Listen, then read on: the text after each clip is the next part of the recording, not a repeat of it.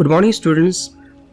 Today we are going to learn the poem Keeping Quiet, and this poem has been composed by the poet Pablo Neruda. Our poet Pablo Neruda was born in 1904 and died in 1973. This Pablo Neruda, the name Pablo Neruda is the pen name of Neftali Ricardo Reis Bosalto, who was born in the town of Parel in Chile.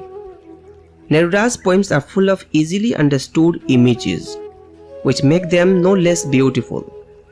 He won the Nobel Prize for Literature in the year 1971. In this poem, Neruda talks about the necessity of quiet introspection and creating a feeling of mutual understanding among human beings. Stillness and silence will help man in creating these feelings. Pablo Neruda divides his poems into different stanzas, but there is no rhyme or meter. You will notice that the lengths of lines differ in different stanzas. Moreover, there is a shift in thought as we move from stanza to stanza. Alright? Now, introduction. In this poem, the poet aims to appeal to the readers to take some time out of their busy life for a little introspection. The title Keeping Quiet is symbolic of stopping all the activities, keeping quiet in the mind, not doing anything but to question and understand the purpose of the world that humans have created around themselves. Students, now I'll read the stanza first, and then after I'll give you the explanation of the concerned stanza. Alright? Stanza number 1. Now we will count to 12 and we will all keep still.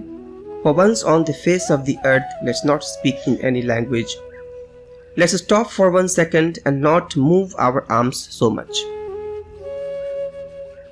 Here, in this stanza number 1, the poet urges each one of us to count up to 12 and then be quiet. The poet might have used the phrase count to 12 as there are 12 hours represented on a clock, or as there are 12 months in a year. He might have wanted the people to keep still as long as they could. But he wants a moment of silence only on the earth, when no language is spoken.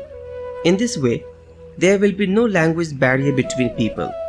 No harsh words will be spoken.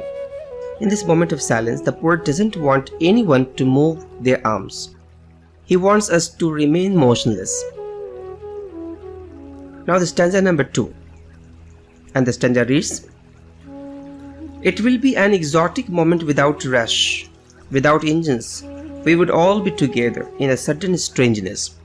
Now the explanation of the stanza number 2. The poet feels that such a moment of silence would be an unusual and exciting one. It will have miraculous consequences. There will be no hurry or the sound of machines to pollute the atmosphere. It will be a strange and unfamiliar moment with stillness all around. In this unusual period, the bonds of humanity will get stronger. Now the stanza number 3. And the stanza number 3 reads, fishermen in the cold sea would not harm whales, and the man gathering salt would look at his hurt hands. Now the explanation of the stanza number 3. In this moment of inactivity, the fishermen would not be catching fish. Hence, the whales in the sea will be safe. This idea is suggestive of the thought that human beings would not destroy nature. The man who gathers salt will be able to tend to his wounded hands for which he had no time earlier. Thus, both nature and humans will be able to recover from their wounds. Now the stanza number 4.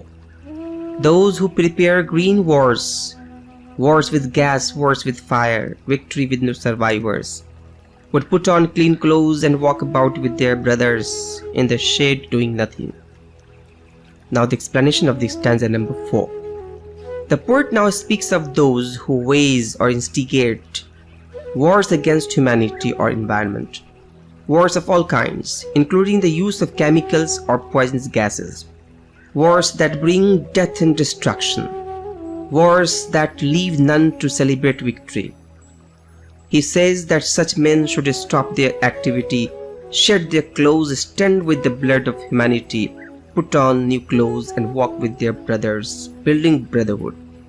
The poet implies that the war-torn world should be replaced by one with an atmosphere of peace, brotherhood and harmony. Now the stanza number 5.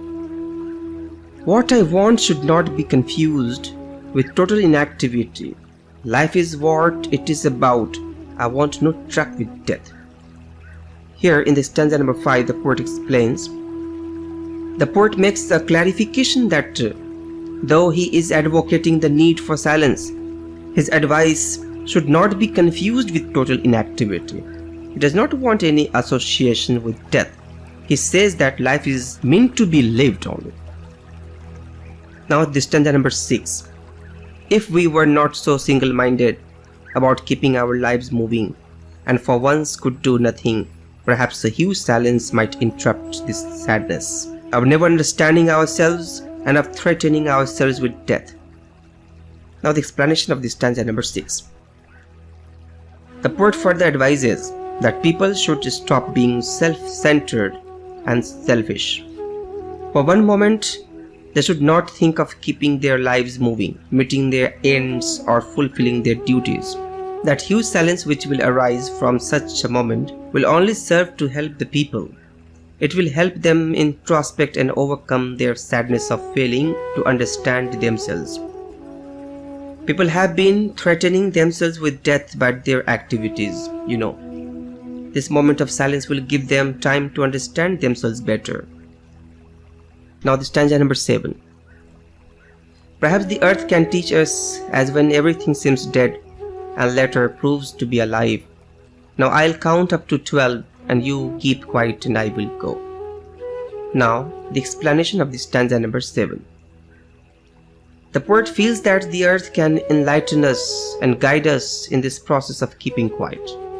He wants us to observe that there is some activity under apparent stillness. For instance, a seed appears to be dead, but huge fruit-bearing trees are born later on from such seeds laying dead here and there. Finally, the poet thinks that he has said what he intended to.